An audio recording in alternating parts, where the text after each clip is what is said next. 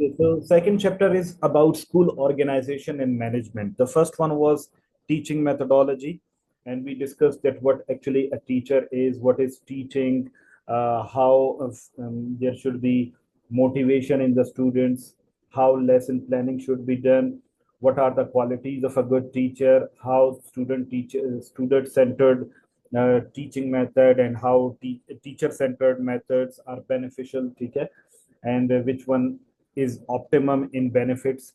Secondly, we also discussed कि इसके साथ साथ हमने जो डिस्कस किया, वी डिस्कस डिफरेंट मेथडोलॉजीज कि इंक्वायरी मेथड क्या है, एक्टिविटी मेथड क्या है, डिस्कशन मेथड क्या है, कोऑपरेटिव मेथड क्या है, उन सबको हमने डिस्कस किया। और फिर हमने कंपैरेटिव एनालिसिस थोड़ा सा निकाला किनका, कि ओल्ड जो टीचिंग मेथडोलॉजीज थी उनका मॉडर्न टेक्नोलॉजीज के साथ या मॉडर्न टीचिंग मेथडोलॉजीज के साथ। ठीक है, तो today we are going to move towards the second chapter.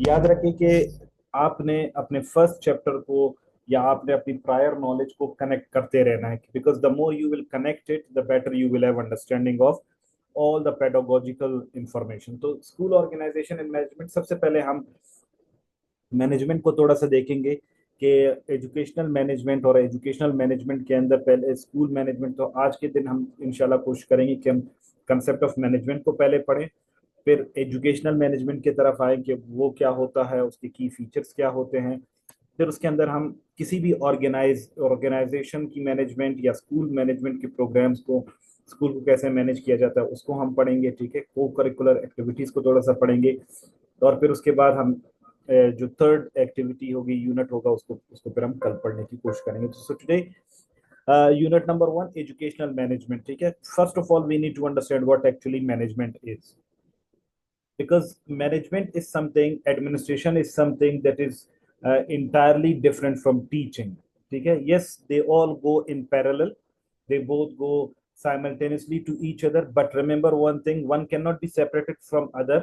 Okay, but it is very important that we should have the clear cut understanding of management, because management is something that requires a lot of potential, that requires a lot of stamina, that requires a lot of courage. Okay, and it requires some critical thinking as well. Okay, teaching requires these all things, but that is limited to the classroom. ठीक है, लेकिन यहाँ पर क्या है कि ये थोड़ा सा ब्रॉडर है। यहाँ पर आप टीचर से निकलकर एक हेड मास्टर के तौर पे या हेड मिस्ट्रेस के तौर पे आप या असिस्टेंट डायरेक्टर के तौर पे आप सोचोगे कि किस तरीके से आपने मैनेजमेंट करनी होती है किसी भी चीज की। ठीक है, so let's begin. Comprehensive and systematic process of coordinating people and resources to achieve desired objectives effectively and efficiently. Very first, every school, every college, every university, every organization has got some resources.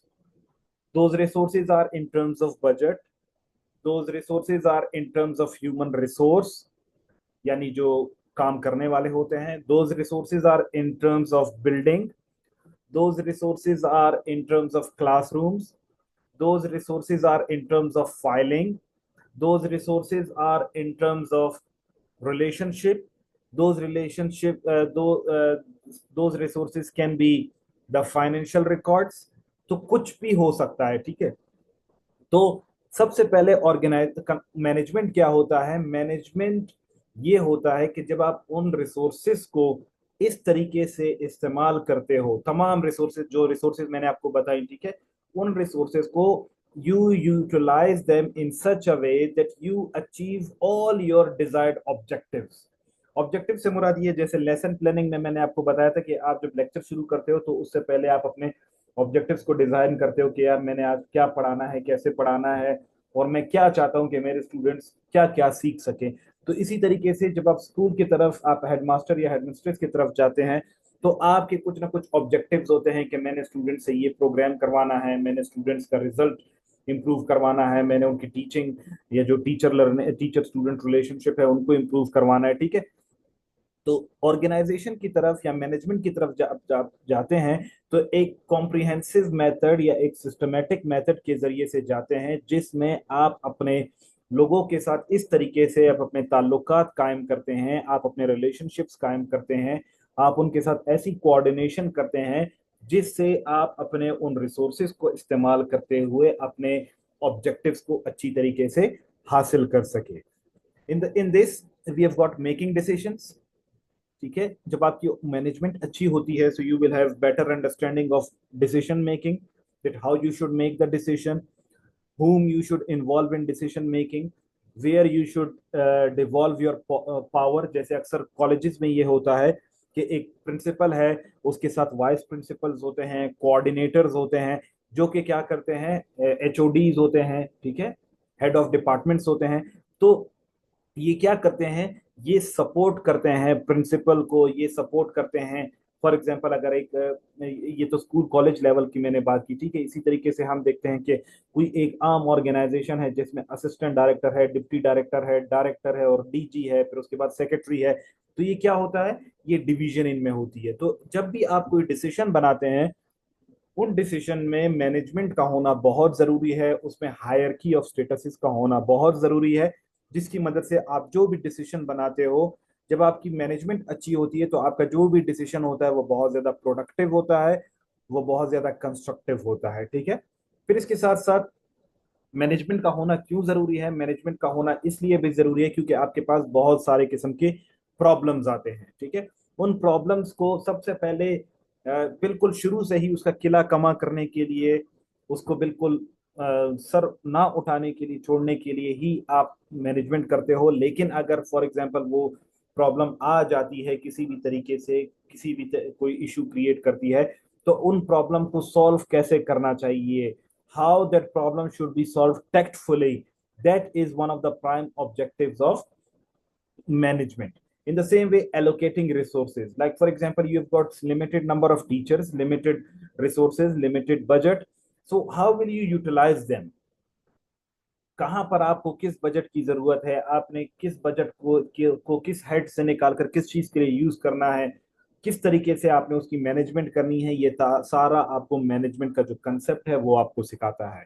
वो आपको बताता है कि for example आप stationery के पैसों से या पीओएल के पैसों से, जो पेट्रोलियम ऑयल लुब्रिकेंट्स होते हैं, या आप रिपेयर या मेंटेनेंस के पैसों से आप कौन कौन से काम करवा सकते हो। ठीक है, इसी तरीके से वो आपको ये भी सिखाते हैं कि किस तरीके से कौन से टीचर, फॉर एग्जांपल आपका प्राइमरी टीचर है तो आप उसे एक क्लास लेने की बजाय कि वो पूरे दिन जो है ना एक ही क्लास में बैठा रहे, तो आप 5 प्राइमरी के टीचर्स को आप 5 मुख्तलिफ पीरियड्स दे देते हो। इसी तरीके से आप अपने लोगों को जो है ना आपके जो रिसोर्सेज है, जो आपका ह्यूमन रिसोर्स है, उनको आप कैसे एलोकेट करते हो कि कौन कोऑर्डिनेटर है, कौन हेड ऑफ डिपार्टमेंट है, और हेड ऑफ डिपार्टमेंट के उनके पावर्स डेलीगेटेड होते हैं। तो ये क्या होता है, जब आप मैनेजमेंट करते हो तो मैनेजमेंट में ये तमाम चीजें आपको पता होती हैं कि भाई फॉर एग्जांपल मैं एचओडी को कुछ फैसिलिटेट करूंगा, मैं कोऑर्डिनेटर को कुछ फैसिलिटेट करूंगा, जब मैं वाइस प्रिंसिपल को कुछ फैसिलिटेट करूंगा तभी वो मेरे लिए काम करेंगे।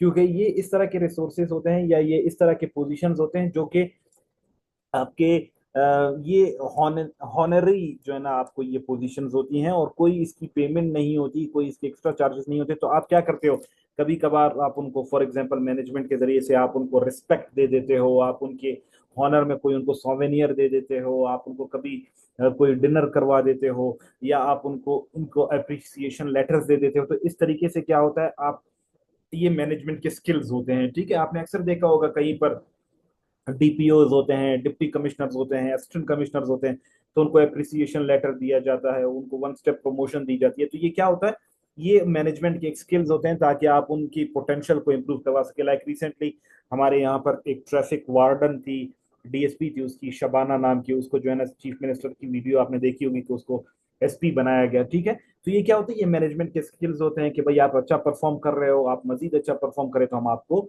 मजीद जो है ना आपको हम कंफर्ट्स दे सकते हैं। ठीक है, and guiding human efforts in an organised manner having following key steps, इसमें बहुत सारे की स्टेप्स होते हैं। ठीक है, जिसमें 4 मैंने आपके सामने लिखे हैं, particularly in terms of school, कि आपने किस तरीके से स्कूल को रन करना है, स्कूल की मैनेजमेंट किस तरह से करनी है। ठीक है, तो उसमें मुख्तलिफ किस्म के प्रिंसिपल्स होते हैं। सबसे पहला प्रिंसिपल आपके सामने है प्लानिंग का। प्लानिंग ये है कि जब आपका क्लास स्टार्ट होती है, आपका जो साल शुरू होता है, चाहे वो फिजिकल ईयर स्टार्ट होता है, चाहे वो आपका मॉनेटरी ईयर स्टार्ट होता है, या वो आपका एजुकेशनल ईयर स्टार्ट होता है। फिजिकल ईयर से मुराद आपका ये है कि जून टू जून, या आप याद रखें, ठीक है, जून टू जून। ठीक है। फॉर एग्जांपल रिसेंटली अभी बजट अनाउंस हुआ, तो इस साल आपका बजट, आपके स्कूल का बजट आपके पास आएगा, और अगले साल तक, जून तक, आप इस बजट को यूटिलाइज कर सकते हैं।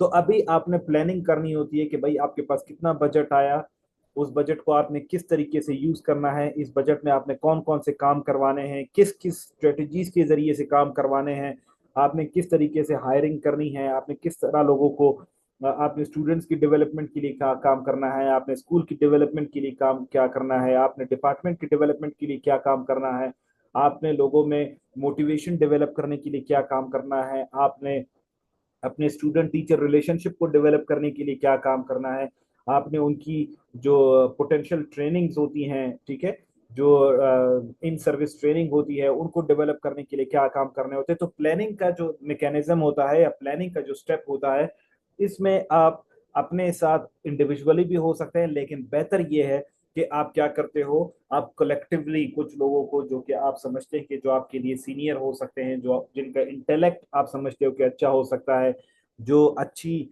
एक्सपर्टीज रखते होंगे इस फील्ड में, तो आप क्या करते हो, उनको अपने साथ बिठाते हो, उनके साथ आप मीटिंग करते हो, और वो मीटिंग के बाद आपको पता चल जाता है कि आपने आने वाले साल में आपने किस तरीके से बच्चों को ड्रॉप आउट होने से बचाना है, आपने किस तरह लोगों को एजुकेट करना है। तो सबसे पहला स्टेज जो है वो प्लानिंग का है, जिसमें आप क्या करते हो, अपने पूरे साल की एक्टिविटीज को डिजाइन करते हो। तो आई होप प्लानिंग का जो स्टेप है वो क्लियर है आप सबको। ठीक है, कि आपने अपने रिसोर्सेज को कैसे इस्तेमाल करना है, आप अपने टीचर्स के साथ, फॉर एग्जांपल अगर आपके स्कूल्स के जो टीचर्स है वो बार बार ट्रांसफर हो रहे होते, तो आपने ये प्लान करना होता है कि यार मैंने एक चीज पर जो है ना, सेक्रेटरी को मैंने लेटर लिख लेना है, या डायरेक्टर को मैंने लेटर लिख लेना है कि भाई इस साल में मेरे स्कूल से कोई बंदा ट्रांसफर ना कीजिए, ताकि मेरे स्कूल के जो एक्टिविटीज है वो डिस्टर्ब ना हो। या इसी तरीके से कभी कभार तो कोई ट्रांसफर हो जाता है, तो आप उसको रिलीज नहीं करते, क्योंकि यू आर द अथॉरिटी। कभी कभार आपके स्कूल में टीचर्स नहीं आ रहे होते, तो आप उनको, फॉर एग्जांपल, आप उनकी सैलरी डिडक्ट करते हो, आप उनको एक्सप्लेनेशन कॉल करते हो, आप शो कॉज के लिए डायरेक्टर या डीजी को लिखते हो। तो ये क्या है, ये प्लानिंग है। आप चाहते हो कि भाई आपके टीचर्स पढ़ाए और आपके स्टूडेंट्स क्लास अटेंड करें। सो ये आपका क्या है, ये आपका पहला मेथड है मैनेजमेंट में। दूसरा है ऑर्गेनाइजेशन या ऑर्गेनाइजिंग। आपने क्या करना है, आपने याद रखिए कि वन मैन आर्मी कभी भी नहीं बनना, वन मैन शो कभी भी नहीं बनना, बिकॉज जब तक आपको दूसरों का जो स्टांस है, जब जब तक दूसरों का कॉन्फिडेंस है, जब तक दूसरों का बिलीफ है वो आपको नहीं मिले, तब तक आप अच्छे एडमिनिस्ट्रेटर नहीं हो सकते। तो आपने क्या करना होता है, आपने असाइनिंग रिस्पॉन्सिबिलिटीज, आप कुछ कुछ लोगों को रिस्पॉन्सिबिलिटीज प्रोवाइड करते हो। ठीक है, रिस्पॉन्सिबिलिटीज जैसे मैंने आपको बताया कि आपने अपने साथ एक वाइस प्रिंसिपल ले रख दिया, ठीक है, क्योंकि आपके बहुत सारे ट्रेनिंग्स होती हैं, आपको बहुत जगहों पर पार्टिसिपेट करना होता है। तो आप कभी भी 24 आवर्स जो है ना, आप अपने आप को उसमें इन्वॉल्व नहीं रख सकते, आपकी प्रेजेंस कॉलेज में, स्कूल में नहीं हो सकती।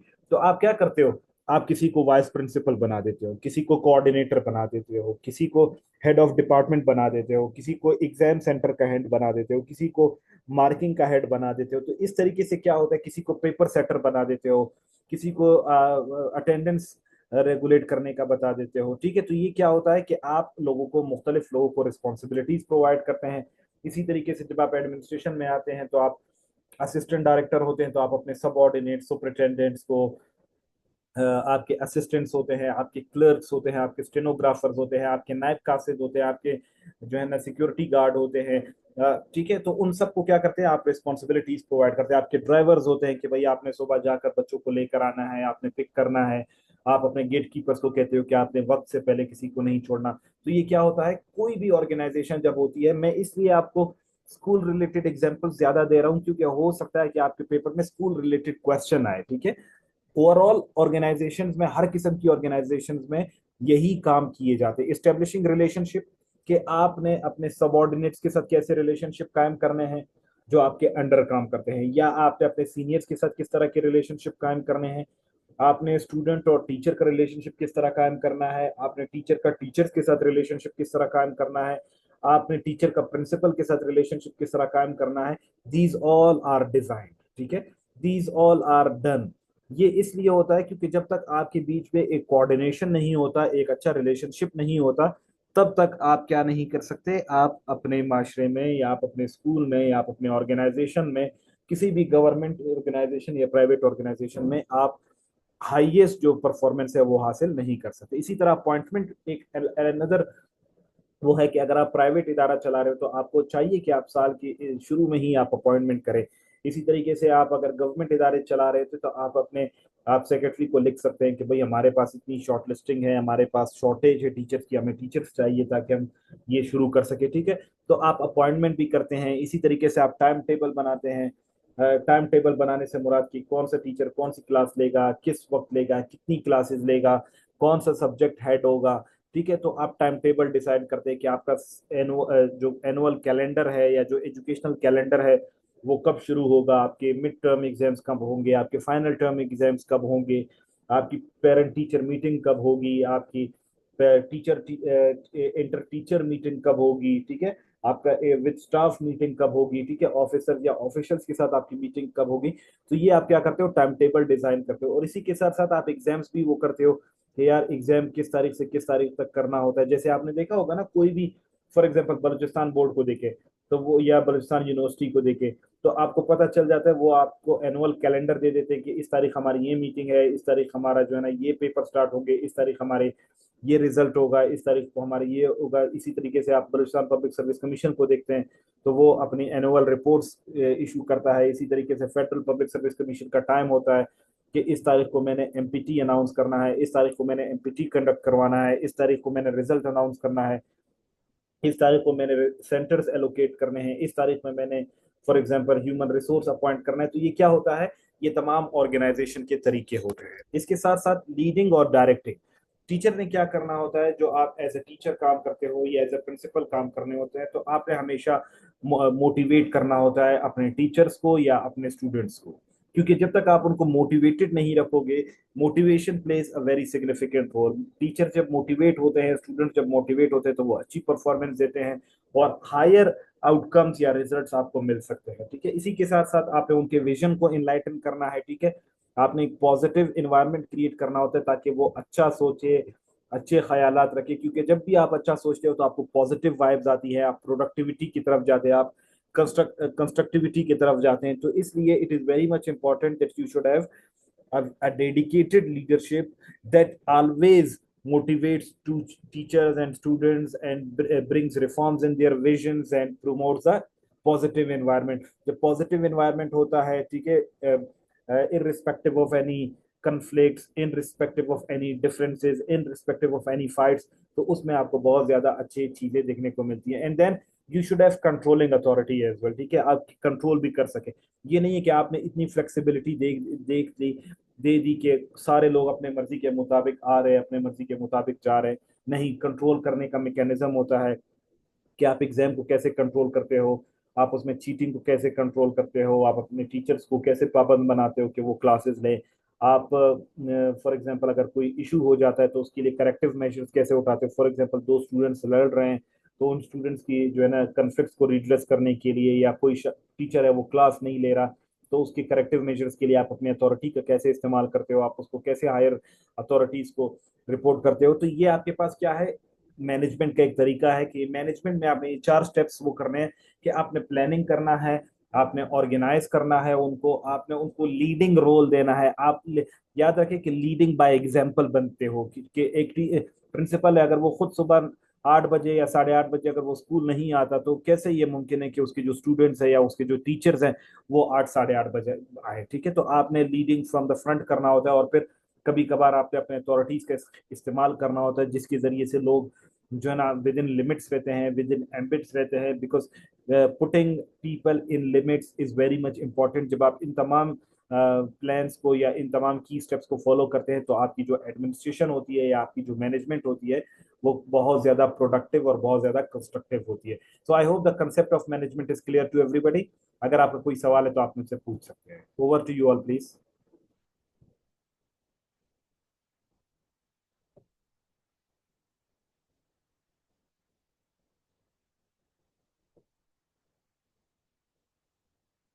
Clear to everybody?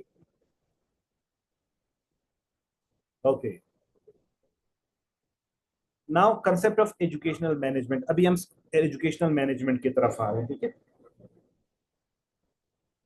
वो चीजें जो मैंने बताई, जो प्रीवियस स्लाइड में हमने डिस्कस की, ये सिर्फ एजुकेशन से रिलेटेड नहीं है। ये देखें, मैंने यूनिट हमारा एजुकेशनल मैनेजमेंट है, लेकिन कोई भी इदारा हो, आज आप इंशाल्लाह स्कूल में प्रिंसिपल बनते हैं, कल आप असिस्टेंट कमिश्नर, अल्लाह पाक आप लोगों को अपॉइंट कर देता है, ठीक है, या आप जो है ना असिस्टेंट डायरेक्टर बन जाते हैं, या कोई और अच्छी पोजीशंस पर आप चले जाते हैं, तो मैनेजमेंट के यही तरीके होते हैं, ठीक है। ये तो कंसेप्ट ऑफ बेसिक मैनेजमेंट है। अभी स्कूल मैनेजमेंट की तरफ आते हैं कि application concept of educational management, that how will you manage an educational institute. Application of management principles, यानी जो आपने पहले प्रिंसिपल सीख लिए ना, जो रूल्स आपने सीखे प्रिंसिपल के, सॉरी,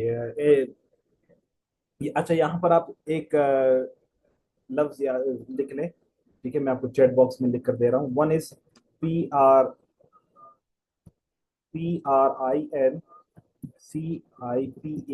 प्रिंसिपल। ये प्रिंसिपल वो प्रिंसिपल है जो आप बनना चाहते हैं, the head of the institution, ठीक है, हेड ऑफ द इंस्टीट्यूशन। और एक प्रिंसिपल जो अभी आपके सामने मैंने लिखा है, प्रिंसिपल, जिसके एंड में ई आता है, ठीक है, these means rules and regulations. ये हो सकता है आपके पेपर में आ जाए, ठीक है।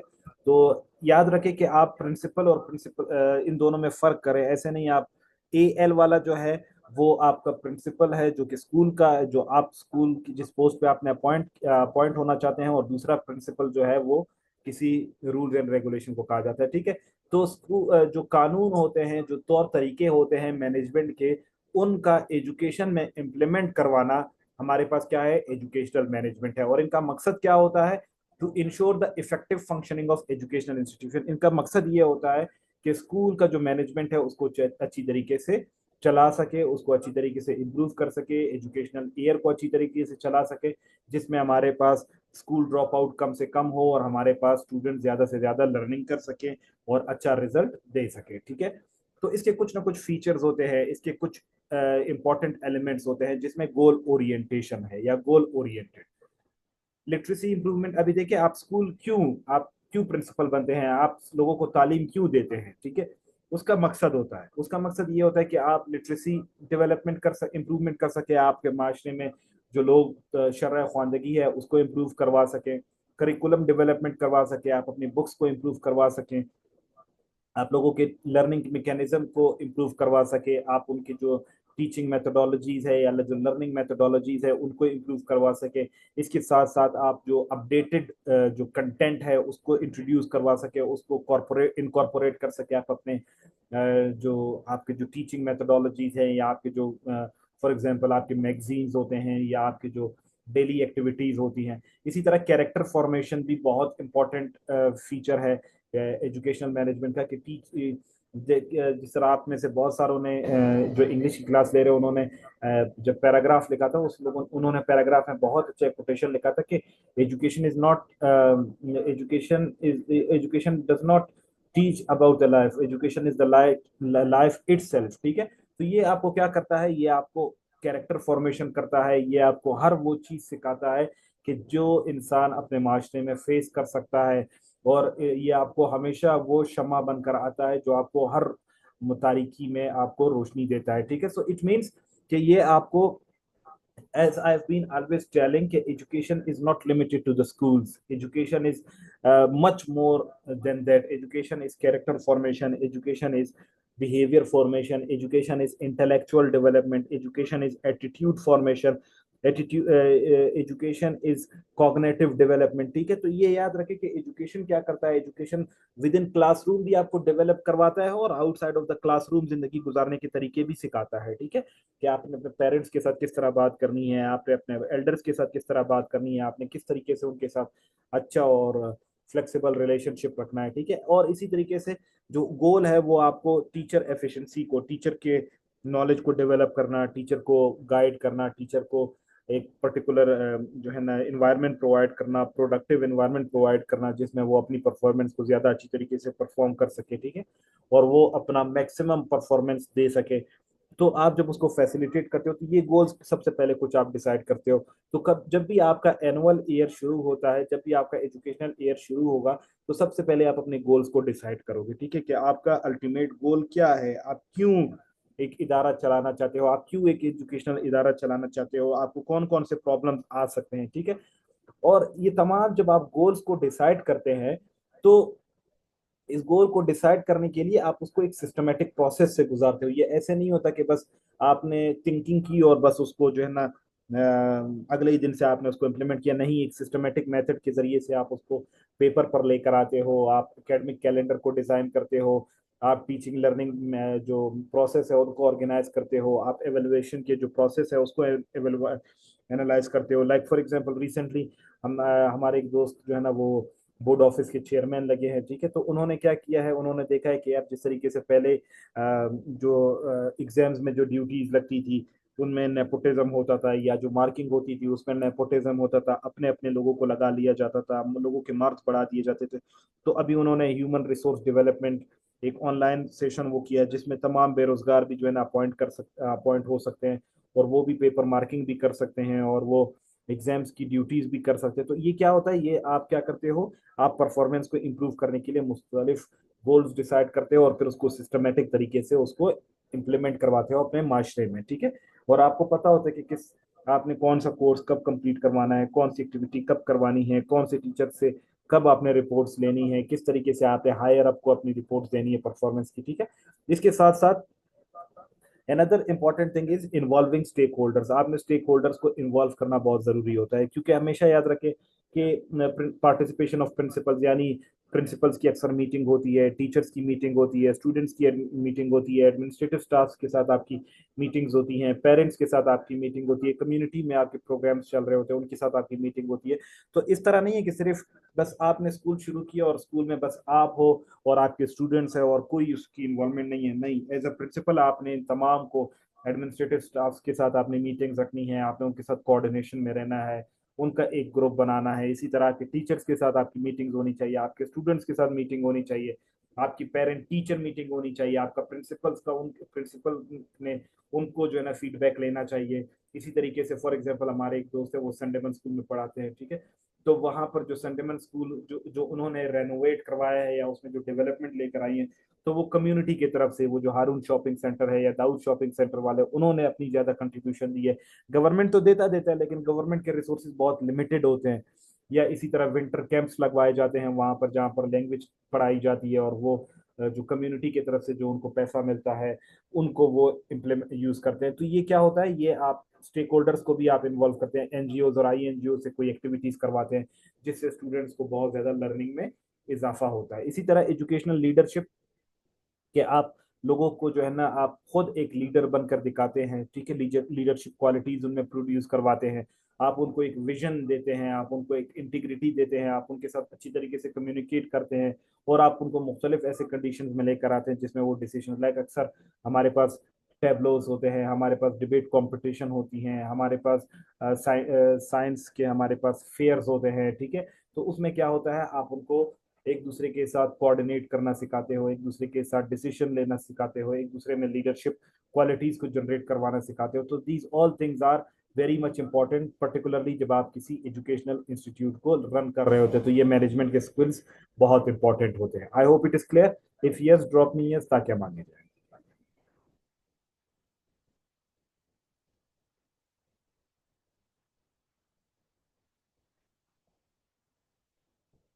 Clear to everybody?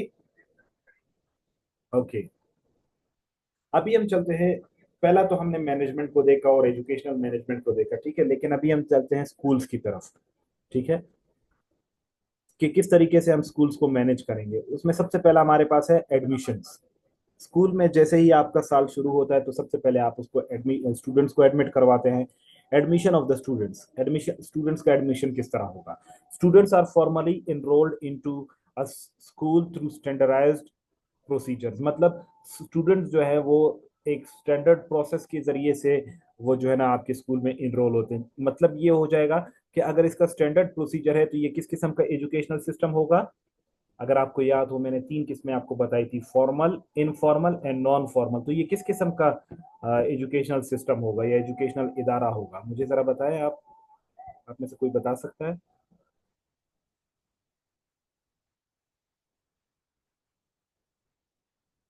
Yes, it is formal because it is written, it is all based on written and codal formalities। ठीक है, तमाम चीजें जो है ना फॉर्मल होती हैं, इसलिए टाइम बाउंड होता है, इसमें एग्जाम्स होते हैं, इसमें एंड में आपको रिजल्ट्स दिए जाते हैं। ठीक है, तो इसलिए ये फॉर्मल सिस्टम है, ठीक है, एजुकेशन का। सबसे पहले आप नोटिफाई करते हो। नोटिफाई करने के लिए आप क्या करते हो, आप मुख्तलिफ सोर्सेज का इस्तेमाल करते हो। आप एक फॉर एग्जांपल पेनाफ्लेक्स बना देते हो, आप ब्रोशर्स बना देते हो, आप मुख्तलिफ प्ले कार्ड्स बना देते हो, आप उनको न्यूज़पेपर में पब्लिश करवा देते हो, आप उनको टीवी चैनल्स पर दे देते हो, आप उनको सोशल मीडिया के वेबसाइट्स पे दे देते हो, आप सोशल साइट्स पर उनको, फेसबुक है, व्हाट्सएप है, उन पर वो कर देते हो, आप लोगों में डिस्ट्रीब्यूट करवा देते हो, आप मुख्तलिफ जगहों पर जाकर अपने नोटिफिकेशंस को डिस्प्ले करवाते हो। तो ये क्या होता है, सबसे पहले स्टूडेंट्स के एडमिशन के लिए आप उसको नोटिफाई करवाते हो।